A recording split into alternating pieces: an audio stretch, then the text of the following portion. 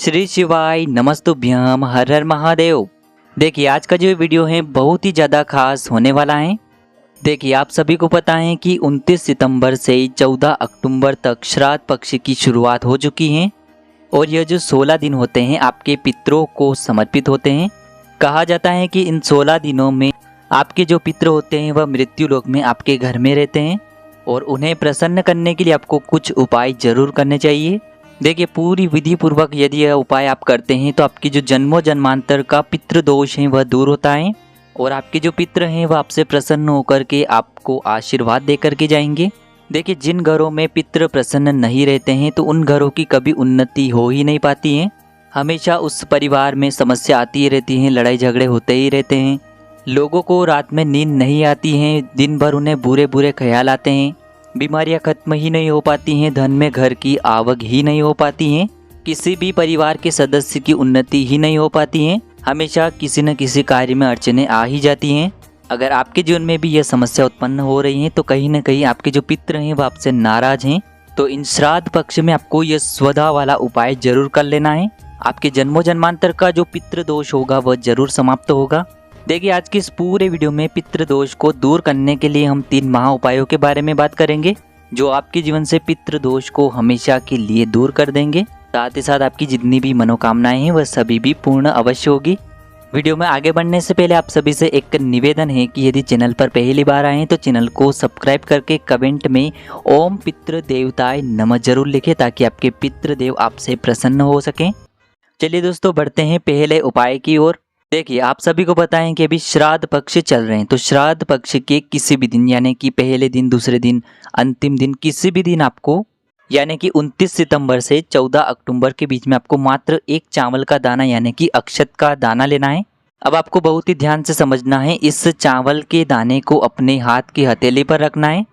देखिए इस उपाय को घर का कोई भी सदस्य कर सकता है लेकिन घर की यदि बहू और बेटियां इस उपाय को करती हैं तो घर में उन्हें दुगना फल प्राप्त होता है। गुरुदेव ने बताया है दुगना फल इसलिए प्राप्त होता है क्योंकि वह अपने 2 कुलों को तार देती हैं। क्योंकि एक तो उनके मायके के पितर प्रसन्न होंगे, साथ ही साथ उनके ससुराल के पितर भी प्रसन्न होंगे। तो सबसे पहले तो आपको अपने सीधे हाथ की हथेली पर एक चावल का दाना यानी कि अक्षत का दाना रख लेना है। अब दोस्तों आपके घर में जहाँ कहीं भी पानी पीने का स्थान होता है यानी कि घर में जहाँ कहीं भी परेंडा होता है, जहाँ मटके रखे होते हैं, तो वहाँ पर आपको अपने दाहिने हाथ को लेकर के जाना है जिसमें आपने एक चावल का दाना रखा हुआ है। अब दोस्तों वहां पर आपको अपने घर के सारे पितरों का मन में स्मरण करना है। देखिए आपको प्रार्थना करनी है कि हमारे घर में हमेशा सुख शांति बनी रहे। यदि हमसे किसी भी प्रकार की गलती हुई है तो हमें उसके लिए क्षमा करें, हमारा साथ दीजिए, परिवार की उन्नति कीजिए। इस प्रकार से आपको प्रार्थना कर लेनी है, विनती कर लेनी है और फिर वहीं पर खड़े रह कर के आपको 5 बार इस नाम का स्मरण करना है यानी कि आपको 5 बार स्वधा स्वधा स्वधा इस नाम का स्मरण करना है। देखिए 5 बार आपको इसीलिए बोलना है क्योंकि यह पितरों को प्रसन्न करने वाला है। अब इस एक चावल के दाने को लेकर के और 1 लोटे जल को लेकर के आपको पहुंच जाना है भगवान शिव के मंदिर में। देखिए सबसे पहले तो आपको उत्तर दिशा में खड़े हो जाना है। आपके पास जो 1 लोटा जल है इसे आपको भगवान शिव के शिवलिंग पर अर्पित कर देना है श्री शिवाय नमस्तुभ्यम इस मंत्र का जाप करते हुए। अब दोस्तों आपने जो चावल के दाने को लेकर के 5 बार स्वधा नाम का स्मरण किया था उस चावल के दाने को अपने हाथ से उठा करके आपको शिवलिंग पर समर्पित कर देना है। बस इस प्रकार से आपको यह उपाय कर लेना है। आपके जन्मों जन्मांतर का जो पितृ दोष है वह दूर होगा। देखिए पूज्य गुरुजी ने बताया है कि आप जो स्वधा नाम का 5 बार स्मरण करेंगे तो यहाँ पर जो स्वधा जो है वह माता पार्वती जी की नानी है और जो भी व्यक्ति माता पार्वती और भगवान शिव की पूजन अर्चन करता है उन्हें जीवन में कभी भी कोई पितृ परेशान नहीं करते हैं। देखिए इस उपाय का प्रभाव जान लेते हैं।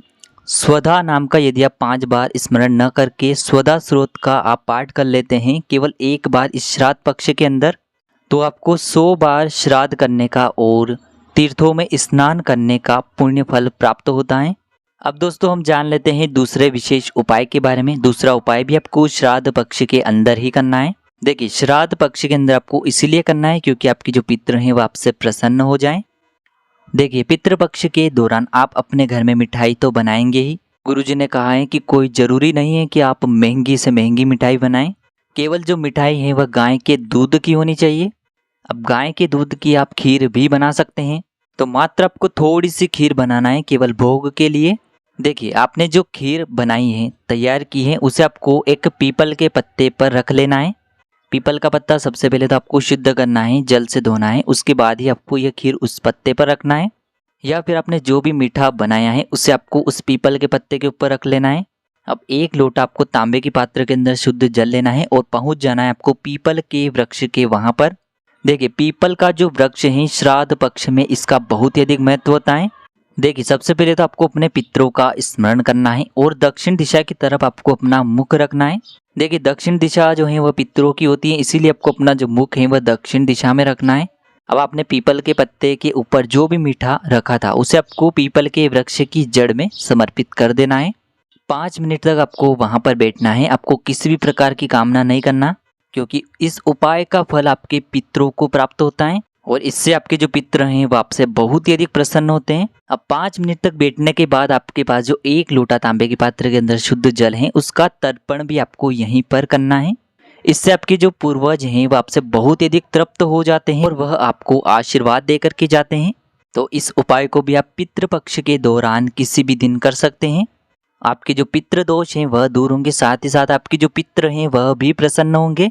अब हम बात कर लेते हैं तीसरे उपाय के बारे में।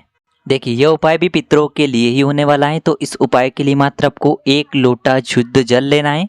यह जो उपाय है आपके जीवन में सुख समृद्धि और धन की प्राप्ति करवाने वाला है। तो 1 लोटा शुद्ध जल लेना है आपको। इसके अंदर आपको अपने घर से ही जल लेना है।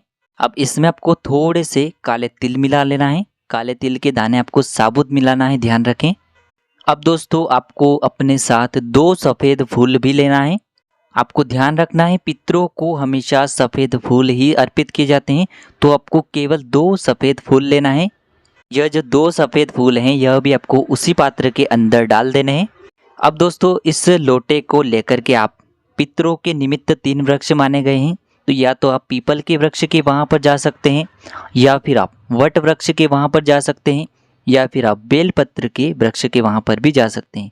तीनों में से केवल आपको 1 वृक्ष के वहाँ पर पहुँच जाना है। देखिए आप में से बहुत से लोग सोच रहे होंगे कि यदि हम रविवार के दिन फ्री रहते हैं और रविवार के दिन तो पीपल के वृक्ष के नीचे जा ही नहीं सकते हैं, तो आपने कभी भी पूज्य गुरुदेव की कथा अच्छे से सुनी ही नहीं है। देखिए पूज्य गुरु जी ने बताया है कि रविवार के दिन पीपल के वृक्ष के नीचे कभी भी खाली हाथ मत जाना। बस आपको यह एक चीज़ ध्यान रखना है, अगर आप पीपल के वृक्ष के नीचे रविवार के दिन खाली हाथ जाते हैं तो अलक्ष्मी आपके साथ आपके मुख्य द्वार के अंदर तक प्रवेश कर जाती हैं। तो आपको खाली हाथ नहीं जाना है। आप जो एक जल का पात्र लेकर के जा रहे हो उसे आपको पीपल के वृक्ष की जड़ में समर्पित करना है। जल समर्पित करते हुए आपको जो अपना मुख है वह दक्षिण दिशा की ओर रखना है। बस इतना सा उपाय आपको करना है। आपके जो पितृ हैं वह तृप्त होंगे और वह आपसे बहुत ही अधिक प्रसन्न होकर के आपके जितने भी कार्य हैं उनमें आपको सफलता प्राप्त कराएंगे। आपके जितने भी कार्य अटक रहे हैं उन्हें भी परिपूर्ण कराएंगे। तो इस प्रकार से आज के इस वीडियो में हमने श्राद्ध पक्ष के अंदर किए जाने वाले और पितरों को प्रसन्न करने वाले 3 महा उपाय बताए हैं। जो भी आपके लिए उचित और सरल हो उसे आप कर सकते हैं। उपाय को करते समय आप किसी भी प्रकार की गलती न करें। श्री शिवाय नमस्तुभ्यम। हर हर महादेव।